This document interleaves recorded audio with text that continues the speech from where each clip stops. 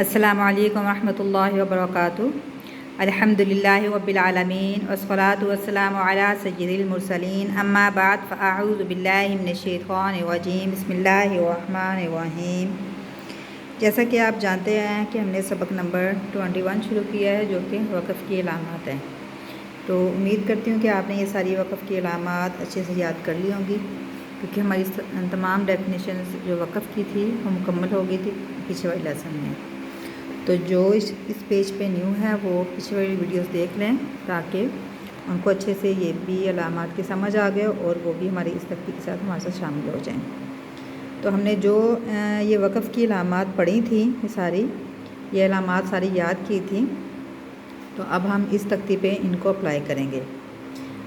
तो आप भी कायदा अपना खोल लें, तो हम इसको इंशाल्लाह पढ़ना शुरू करते हैं। बिस्मिल्लाहिर्रहमानिर्रहीम।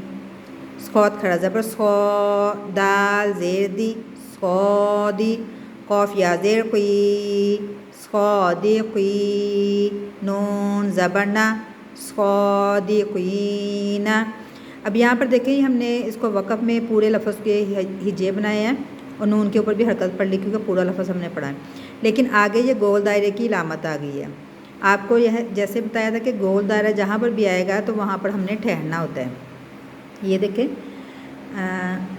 ये वक़्फ़ के मायने ठहरने और रुकने के, कि हमें यहाँ पे पता लग गया कि हमने यहाँ पर वक़्फ़ हो रहा है तो हमने यहाँ पर रुकना है, ठहरना है।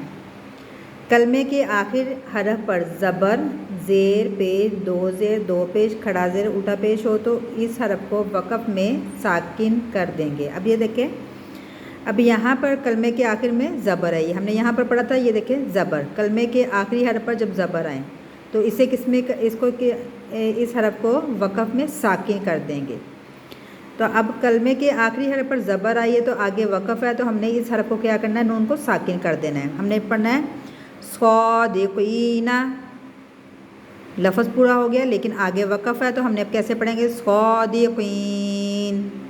यहाँ पर भी देखिए लफ्ज़ के आखिरी हरफ में ज़बर है तो आगे वक़्फ़ है, तो हमने भी इसे नादिमीना, आगे वक़्फ़ नादिमीन। यहाँ पर भी देखें कलमे के आखिरी हरफ पर ज़बर है तो लास्ट में वक़्फ़ है, तो हमने मुस्तक़ीमा, आगे वक़्फ़ मुस्तक़ीम। अब कलमे के आखिर में ज़ेर है तो हमने इसको भी हा साकिन से बदलना है, क्योंकि आगे ये देखें तो है, तो भी हमने यहाँ पढ़ा था, ये यहाँ पर ये तो आया। ये वक़्फ़ मुतलक़ की अलामत है, यहाँ ठहरना बेहतर है, लेकिन हमने यहाँ पर ठहरना है। तो जहाँ पर भी आएगा हमने वहाँ पर वक़्फ़ करना है। अब कलमे के यहाँ पर तो हमें पता लग गया था कि हाँ, कलमे के आखिर पे ज़बर आए तो हमने वहाँ पर आखिरी हरफ को साकिन करना है। अब ये देखिए यहाँ पे भी इसको भी दे दें, कलमे के आखिरी हरफ पर ज़बर ज़ेर, अब यहाँ पर ज़ेर आई है तो हमने भी इसको भी यहाँ पर साकिन कर देना है। फ़ी ही, आगे वक़्फ़ फ़ी। शफ़तैनी, आगे वक़्फ़ शफ़तैन। वक़्फ़ आया तो हमने इसको वक़्फ़ में साकिन करना है।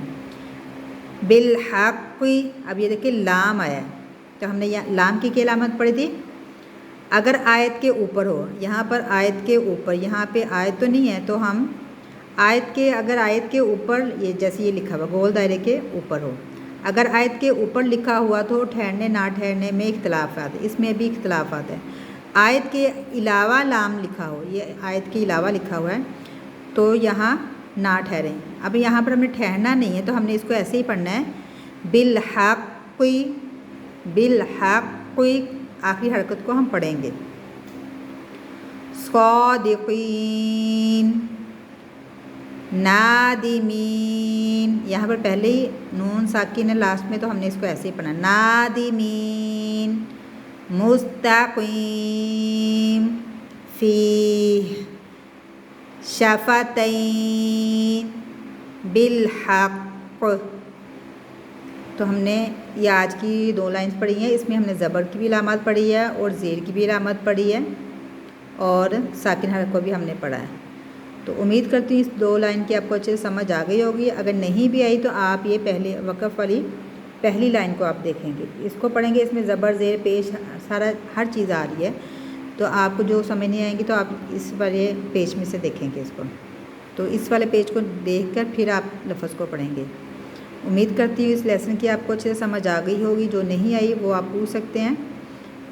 हर बार की तरह मेरे चैनल को ज़्यादा से ज़्यादा शेयर करें, लाइक करें और सब्सक्राइब करें। उम्मीद करती हूँ कि आप ये सब कुछ करेंगे। दुआओं में याद रखिएगा। अल्लाह हाफिज़।